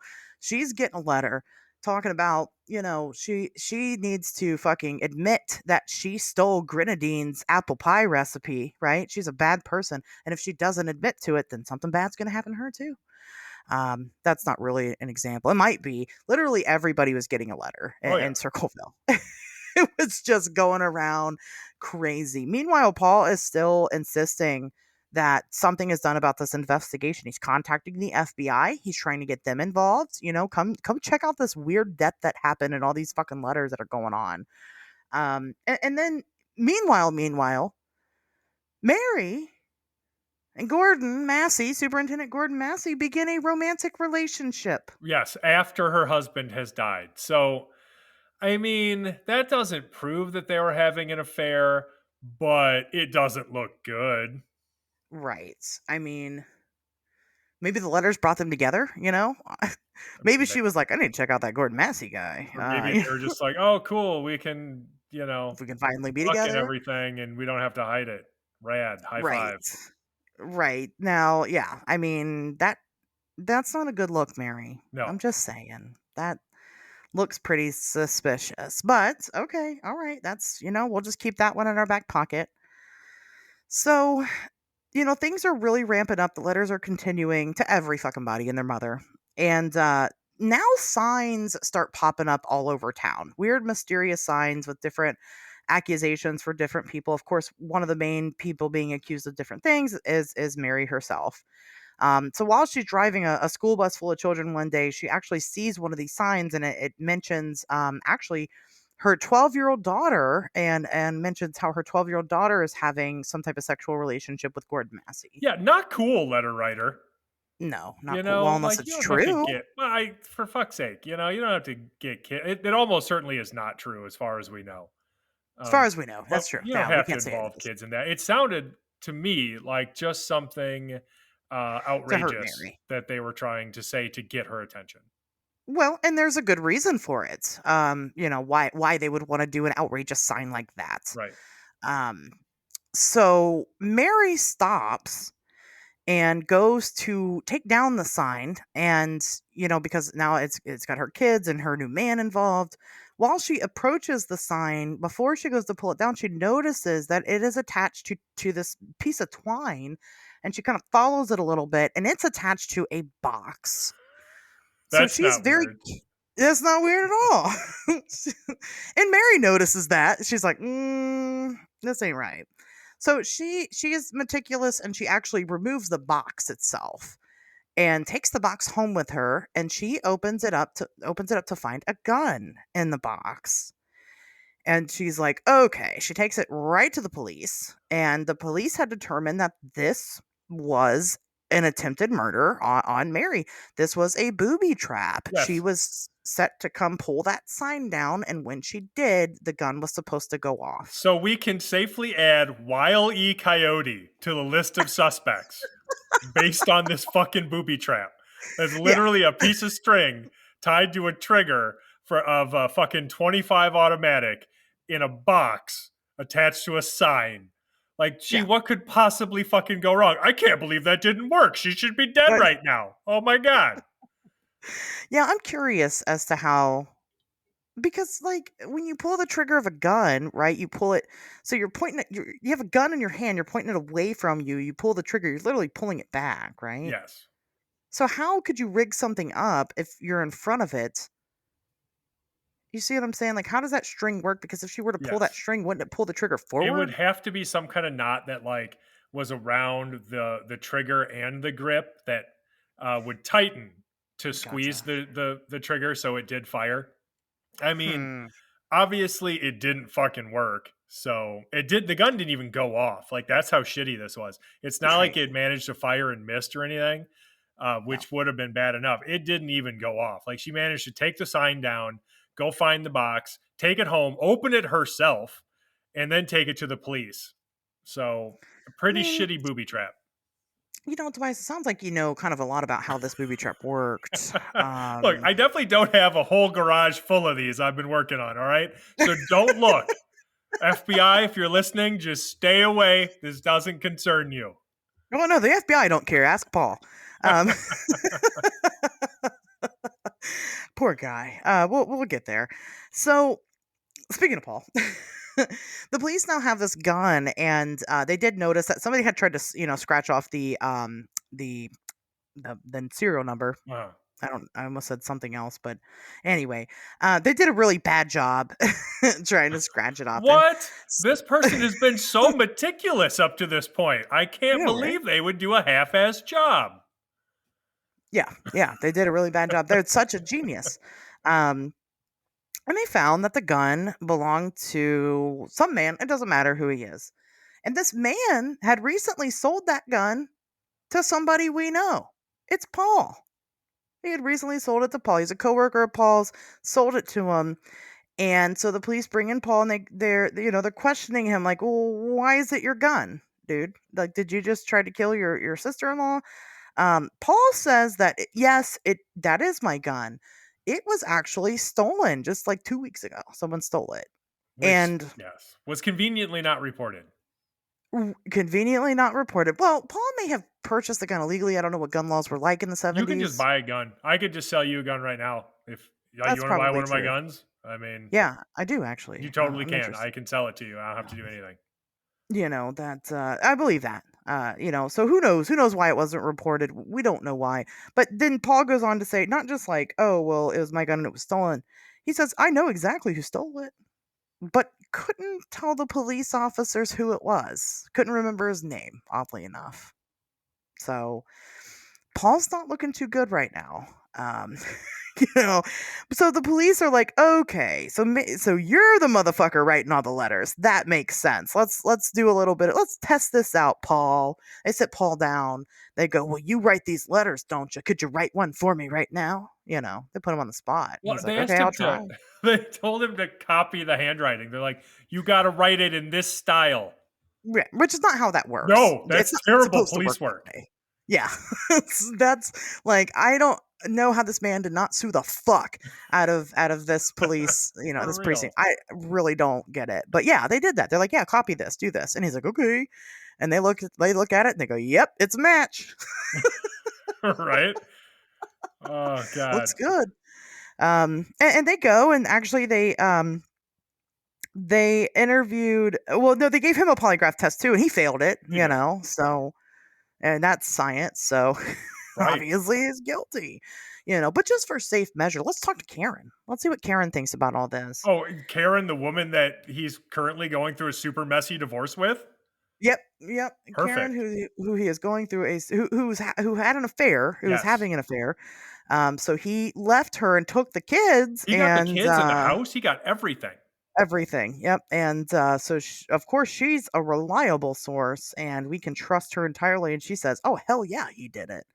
I know he did it because, first of all, I've seen one of the letters. I found one torn up in the toilet.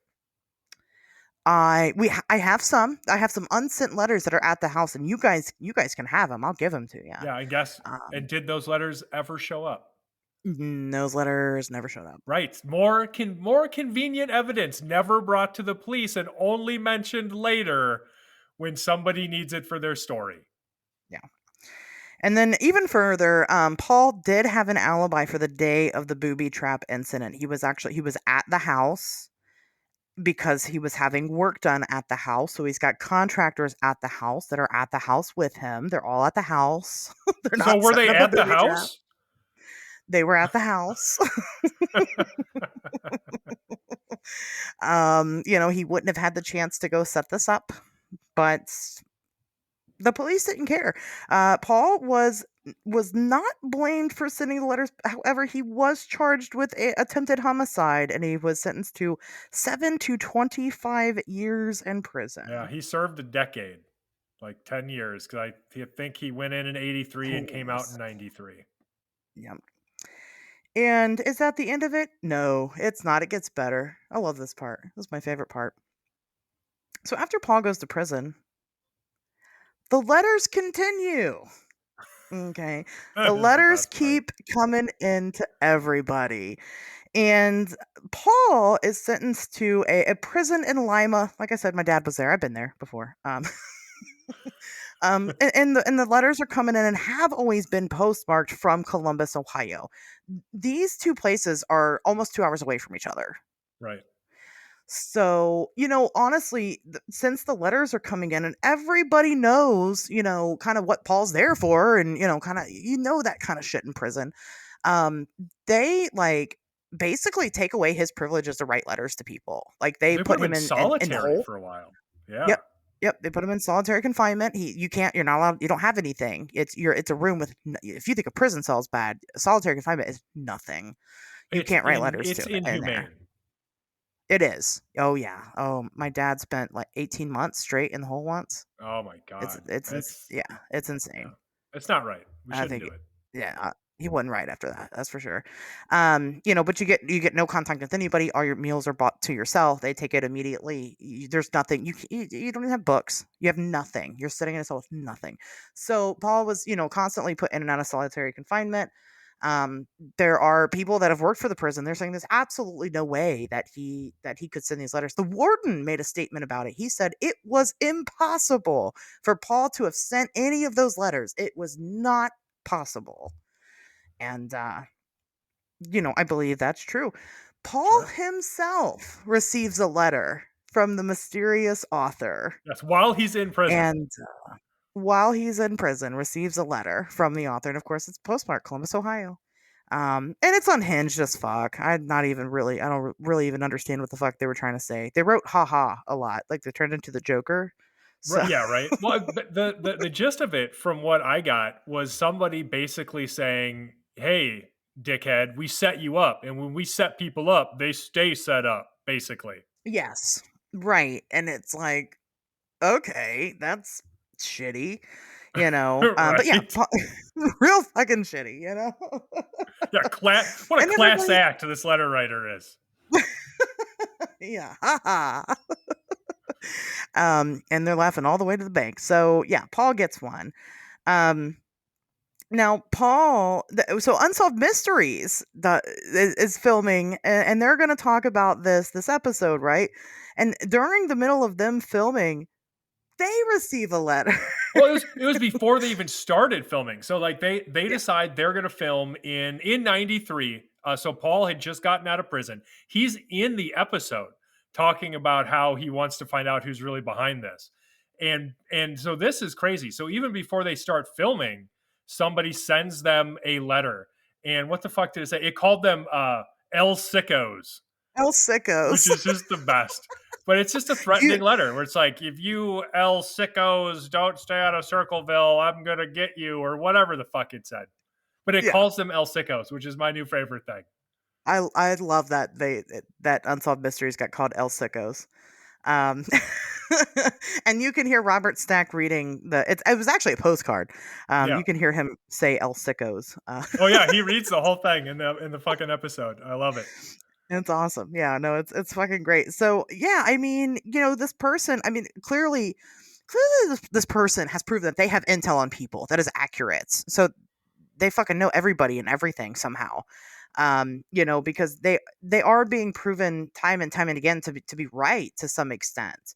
So Paul was, like you said, he was eventually released from prison after his 10-year sentence, and he goes on to continue to do advocacy work pertaining to Ron's death.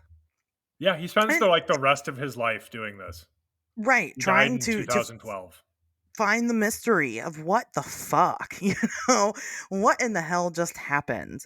And long story short, I suppose to this day nobody knows. Nobody knows who was writing these letters. And I mean, there's some suspects. There's a lot of speculation. Some people are just happy to accept that it was Paul himself and that he had an accomplice outside. But then who's the accomplice? It's a good question. Um, Even if he was the one writing the letters, had he, I mean, why not just admit to it and then like get your rocks off being that guy after you get out of prison? I mean, he only served a 10-year sentence. He would have been fine to go, yeah, it was me, but he didn't. He was obsessed with solving the mystery. I genuinely do not think Paul had anything to do with this. I really don't. Even though the whole gun thing was super suspicious, I think it was an unrelated suspicious matter.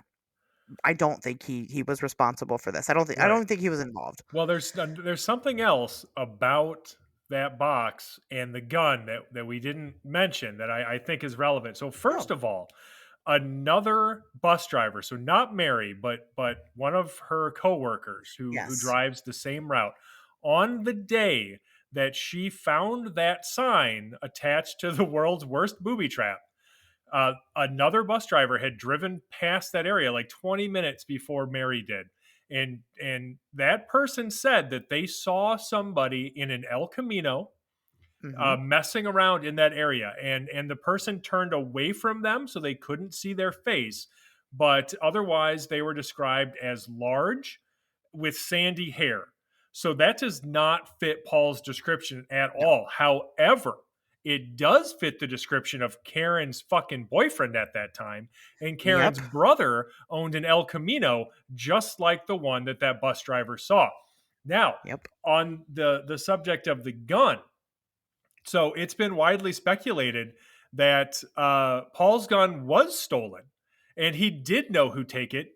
He did know who took it, but the reason he didn't want to mention anything was because his son Mark stole it. And some people Yeah. think that Mark stole it for Karen because Karen was adamant during their divorce that Mark had to choose between her and Paul, and ultimately, and this is a terrible fucking position to put a kid in. So goddamn anybody who does this. But he ended up choosing his mother for whatever reason. And so it's possible that Mark stole his father's gun for his mother. To He probably didn't know at the time, but eventually would come to realize like why he had been asked to take that. And that allowed her to set him up. And Paul, having a father's love for his child, was unwilling, no matter what, to throw his son under the bus and say Mhm. that he thinks Mark took it. So he's like, "Oh yeah, it was stolen. I know who took it. No, I can't fucking tell you because it was his kid, and he wouldn't Yeah. do that to his own kid." Yeah. Yep. And that is I will say that is probably the most likely situation, right? That's probably, the most likely suspect is that Karen is somehow involved here in some way, shape, or form. But then, then it begs the question, why kill Ron? That's her brother. Why would she kill her own brother just to get her husband? At that point, they weren't divorced yet. I mean, she was having her affair, but like Paul hadn't taken everything from her yet, Oh, you sure. know? I don't know that she was even involved in that situation. It's possible that she had just capitalized on an existing situation to fuck over her ex-husband. Yeah. And that leads to another good point. The letters themselves, I mean, some people are saying there's like upwards of like maybe 20,000 letters that were sent out, and that's a lot. That's so many. That's a lot of fucking stamps. You'd think you'd notice a guy or a girl buying all the stamps in the world, Right. Well, and but also a postal carrier, you would think too, would notice that volume coming yeah, from the exact same fucking location. It's weird that they right. were never really able to track it down and find out who owned wherever it was being mailed, like they were being mailed out of. Yeah. Well, and the police just didn't really investigate it. I mean, they really didn't. They really weren't that concerned about these letters, which is very unfortunate. But maybe there's a reason to it. But with that volume of letters going in and out, some people suspect that there wasn't just one writer.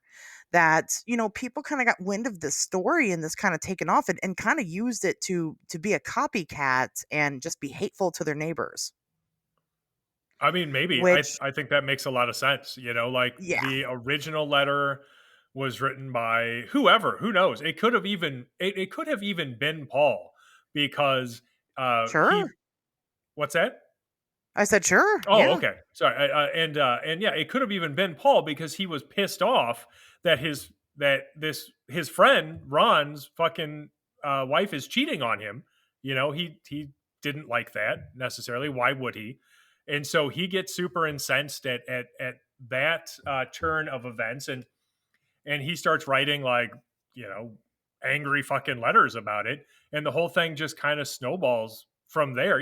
One other interesting thing too that is relevant, and this is another tragic turn in this case, when we're thinking about that booby trap situation, and how the gun went missing and who could have set it up. So Mark later commits suicide.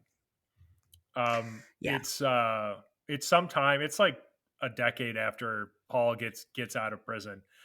And again, there's some speculation that the weight of guilt was just too much for him. Can you imagine being in that position? Your mom manipulating you during this divorce into being loyal for her, making you commit this crime, this felony, basically stealing this gun to give to her that she then uses to put your dad in prison for some shit he didn't do, and then you got to just live with that forever. How would you be able to? You couldn't. You know, right, yeah, absolutely. I mean, and that is weird. Now he did struggle with, with a lot. We don't know if it's because his we don't know his what, mom said that exactly. that he struggled with depression, but Hmm. what do you But like? we Why can't would you trust her, believe anything she says? Yes, right? She's like Indrid. She just lies to that's people, right. She's probably from fucking Doesn't Lanulos, or work. she'd say she's from Lanulos. Right, she'd say she is. Um, fucking bullshit. Yeah, no, I mean, I think that, I think you're right. I think maybe the original letter. Well, and there was also some speculation that it was actually Gordon Massey's son who had written the original letters to Oh, to sure. to Massey and to Mary. Were they having an affair? It sounds to me like, yeah, they probably were. I imagine so. Yes. Would the son then send a threatening letter telling them both to stop because he's angry because it's breaking up, his parents are going through a divorce, it's breaking up his parents. Yeah, of course, why not? But then would other people then turn around and capitalize on that? Sure. Was it the bus driver? Let's talk about that other bus driver, David Longberry. He ended up great guy. He ended up raping an 11-year-old girl and was convicted of it, and then went on the run and was never found until his body was found one Right. day. Years later, he had gone on the run for like, I don't know, like 30 years or something before he was found. Jesus fucking Christ, dude. Yeah. So, could some of it have been him? Absolutely. Absolutely. He wasn't a good guy. He was fucking weird. Yeah. Um, let's go back to the coroner. Why did the police drop the ball on investigating this? Well, that coroner did end up being a fucking Yeah. pedophile. And if you've got a coroner who's best friends with the fucking sheriff, well, guess who's going to help you out? Yeah. Yeah. You know, what was the deal with that? There's speculation that Sheriff Radliff, because I believe he was trying to become president of like a sheriff's association or something. Yeah. Um, it was important for him that there be very little crime in Yeah. this area, and so the Yep. last thing that he needed was a potential murder, and it was easy enough to write off Ron's death as just a fucking accident, a drunk driving accident, and that's it. Yep. Um, and I don't think that it's a long shot that if that's what you're trying to do, you can get your fucking buddy, the coroner, who certainly has his own goddamn dark secrets that he doesn't want to come out, to Mhm. go ahead and just lie for you. I mean, look, I think it would be difficult to argue against the idea that, this coroner who turned out to be a fucking monster pedophile would not be willing to lie about Right. something like that. Obviously, he's not a super moral dude. Yeah. Yeah. So, I mean, you've just got a lot of really bad characters to begin with, up in the air. Um, the letters were probably coming from a little bit of everybody. and to everybody, Right. um, is what it seems to me. I mean, clearly Paul wasn't writing them. And again, we're not talking about like there was like five more letters while Paul was in prison. No, there's hundreds of them, potentially thousands of them while Paul was in prison. He could not have moved all those letters. Some people even try to speculate maybe Paul had a guard that would sneak them out. Why? Why would a guard do that? For what? Paul doesn't have anything. Yeah, like what is he bribing him with? And like experts can't seem to agree if Paul wrote these letters or not. So Yeah. like if you watch the 48 hours, documentary episode on it, there's like a former FBI profiler who is convinced that it's very unlikely that Paul wrote any of these letters. But then they have a handwriting expert who thinks that his handwriting matches enough where he could have. And so you can't even get anybody to actually fucking agree on whether or not he did it. And it's not like experts haven't looked into it at this point. Yeah. So it is a confounding fucking mystery. But the like letters aside, the one thing that I think is the most likely, like the one thing that I think um, we can probably look at and say with some certainty is that I don't think Paul was responsible for that fucking booby trap. I think he was set up for that. I agree. Yeah, I definitely agree with that. It just doesn't, they convicted him on a lot of circumstantial evidence, and the fact that he didn't turn around and sue the fuck out of them is beyond me. But then again, it was, the 1970s, or rather the 1980s when that part took place. Right. And he might have been protecting his son. And Yeah, if he was, then he's a hell of a dad because he went to yeah, prison for his son for a decade. and some people will do that. Yeah. Now the letters did end up coming to a stop eventually, but even the time frame as to when that happened is heavily speculated.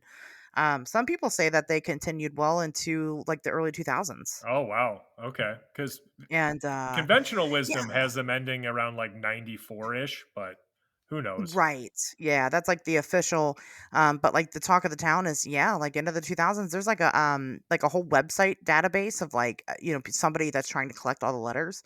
And yeah, some of them are like 2001, 2004. That's a long time, but like I said, if it's a collection of people writing the letters and not necessarily related people, then that's very likely, Yeah. we could even see a resurgence of that happen sometime in the future. The main players here, I think they're all dead now. I guess I don't know for sure. I don't know if like Mary's alive or Gordon but probably, they're probably either dead or that they will be soon. This was like 50 years ago. So Yeah, when pretty this much started. everybody involved is dead at this point. Yeah. Right. And so it doesn't really, I've seen people suggest, well, why aren't they doing, why don't they do DNA on the letters, right? And figure out who it's from. Why would they? For what? The case criminally is officially closed because Paul was convicted of it. What's the point now? They're not being sent now, right? Nobody's getting hurt now. It's not something that's happening now. Who's going to waste the money on that investigation? Nobody. Nobody's going to. And not to mention, in the 1970s when it started and the 1980s, we didn't do DNA testing like we do now.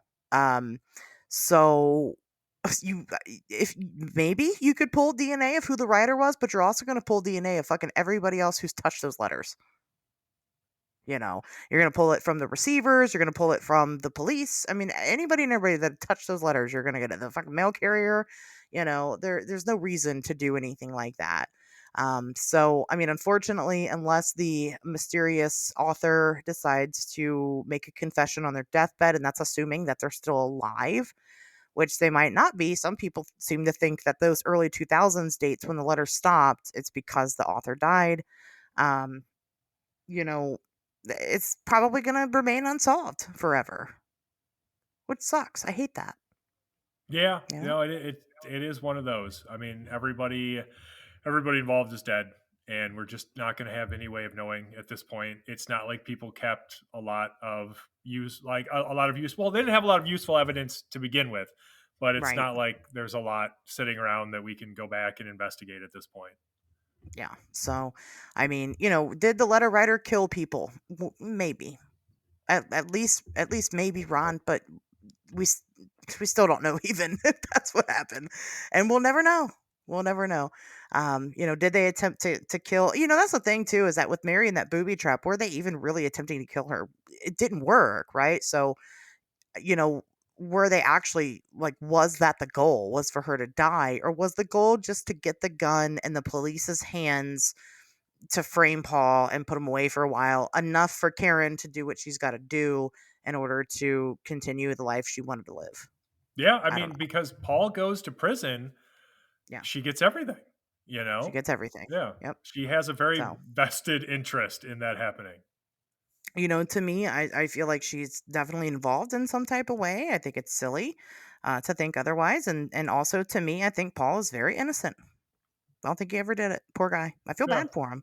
He's dead now, but I feel bad for his spirit. sure.